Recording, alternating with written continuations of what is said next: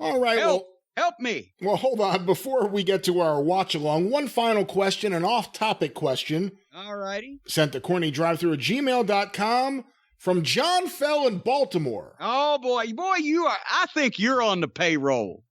You think I'm on John Fell's payroll? You and Uncle Dave, the dynamic dude, are taking graft under the table. Oh, give me a break. Here's John Fell's question, which he did not pay for. Knowing that you sold your copy of Amazing Fantasy number 15 a few years ago, what now are your top 5 Holy Grail comics? The top 5 books you have always wanted, but never had. And John shares his top 5 here, which is Showcase number 4, the beginning of the Silver Age with the first appearance of Barry Allen, the Flash. Right. All-Star Comics number 3, the first appearance of the very first superhero team, the Justice Society of America. Detective Comics number 38, the first appearance of Robin. Marvel Comics number 1, the first Submariner and the original Human Torch. And finally, Fantastic Four number 1, the launch of the modern Marvel Comics. I was about to say, John don't want much, does he? He's naming some high-priced. I had Fantastic Four number 1. Oh, man, really? Oh, well, I had a whole run. I had a run of every Marvel superhero comic from 1962 to 1975. Everything. Most of the DCs, but all the Marvels. I actually paid $10 for that Fantastic Four number 1. It wasn't in great shape, but that was in 1970 or 71. My cousin was going to UK at the time, over in Lexington, and found one for $8 in a used bookstore over there, but he said it wasn't in very good shape. So that was that book today is a fucking multi-$100,000 book in high grade. But anyway, my Holy Grail. Because I never had the Showcase 4. I did have Flash 105, and I sold it in the 90s. It was a very fine. I could have got 15, 20 grand for it today. I had the one book I always wanted was Action 1, the first Superman. And old Howard Rogofsky, who I later found out was a wrestling fan, and I met Howard Rogofsky at a Charlotte Fan Fest. He was producing stuff with Handsome Jimmy Valiant. He had an action number 1 on sale in his catalog for $400 in 1971, and I couldn't talk my mom into it. And that book today is, in any condition, is worth 6 figures, and in higher grade is worth $2 or $3 million. Detective 27. I'm not going to go for the first Robin. I'm going for the first Batman.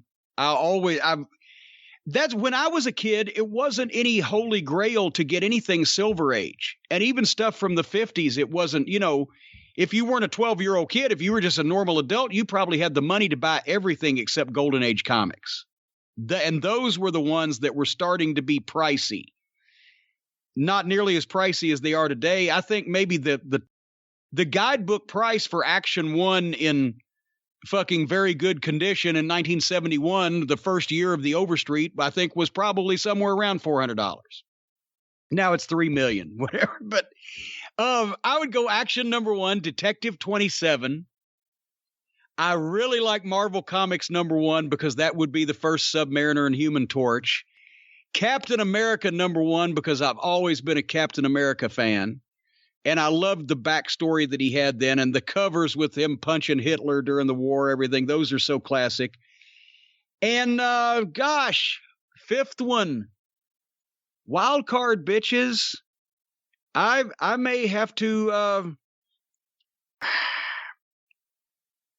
I don't know whether I would go for another multi-million-dollar superhero book. I had Submariner number 1, the Golden Age version number 1 at one point, but it was coverless. I had Submariner number 4 with a rolled spine. I loved Submariner. He was covered in Marvel Comics. I would probably go with something really off topic of the superhero and go with something pioneer like Famous Funnies number 1, which was the first comic book in a modern comic book format and it was newspaper reprints that we would recognize today, or something just really obscure like that. I have a copy of Famous Funnies 4 from 1934. Got that at the flea market for $1 when I was 10 years old. What about you? You know, whatever it is, years ago I decided I really didn't care about having the original copies. I cared about having the stories. So one of the things I collect is Marvel Masterworks, where Marvel takes all the original comics and puts them in a hardcover edition. Looks great. So I try to get as many of those as possible. Looks great, less filling. Looks great, less filling. I have 3 rows on a bookshelf filled with them. There are plenty I still need. Some of them go for ridiculous prices. I wait for them to come to my price. But I like having those. I'm a big collector of collections of old newspaper comics. I have just about everything like the Smithsonian book and various things from Crazy Cat to, I just recently got both editions, the giant size, and giant size is not even doing it justice, every single Little Nemo in Slumberland. Oh my God, that's going way back. That goes way back, but they're the most beautiful, stunning things that ever appeared in a newspaper. And that was by Taschen Books, who puts out great stuff. They did the Theo Ehret Exquisite Mayhem book. I just ordered from them, and I think it comes out today, actually, so it should be arriving any day now. They put out a brand new History of EC Comics book that is 14 pounds, and the dimensions are 13 by 19. So it's a massive book, and it has like behind-the-scenes stuff as well as reprints and original sketches. That one I can't wait to get my hands on. But I'm not a collector of, I mean, if things fell into my lap, it'd be another thing. But I'm not a big collector of the original books just because the prices are ridiculous for the things I would want. I just like having complete collections of the entire storylines. Well, see, that's the thing. When I was a kid, you could actually, a real human being could actually still put together, because I did as a child, runs of all of these books that now you can't even begin to fucking touch it unless you're a investment banker or whatever. So that's, I agree with you. It's nice to have the bound and the reprints and everything, but I always like the smell and the feel and the look of the old books and everything. They've just gotten so ridiculous. Like, I actually want to open them and read them from time to time and go back and read the issues. I would feel bad if I had any of the original, let alone if I got it graded. I read my Amazing Fantasy 15 the night before I sold it again. Wow, really? Interesting. Just because I hadn't looked through it in a while, but that was part of the fun. But I will agree with you. Now that they've got the books slabbed and graded and encased in plexiglass, if you can't smell it and feel it, it just.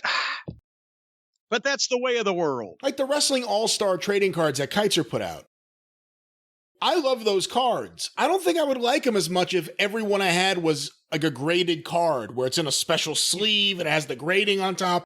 I don't know. To me, that takes away some of the fun of having them. Well, but besides that, we found out they're worth more than any other wrestling cards. I've had a couple of sets of those forever because some of my pictures are on them. I didn't realize they were the first widespread wrestling cards of the modern TV era, and it's the first Hulk Hogan card, and that's where it's ridiculous. It's called the Hulk Hogan rookie card. Yeah, the printing was, because Norm Keitzer's printing was, haphazard at best. It was, and I never thought much of them. I had mine sitting around for ages until I found out they were worth thousands of dollars, and then I put them in a bag. Okay, well, at least they're in a bag now. Now they're in a bag. Well, this show's in a bag. It's time for our watch along.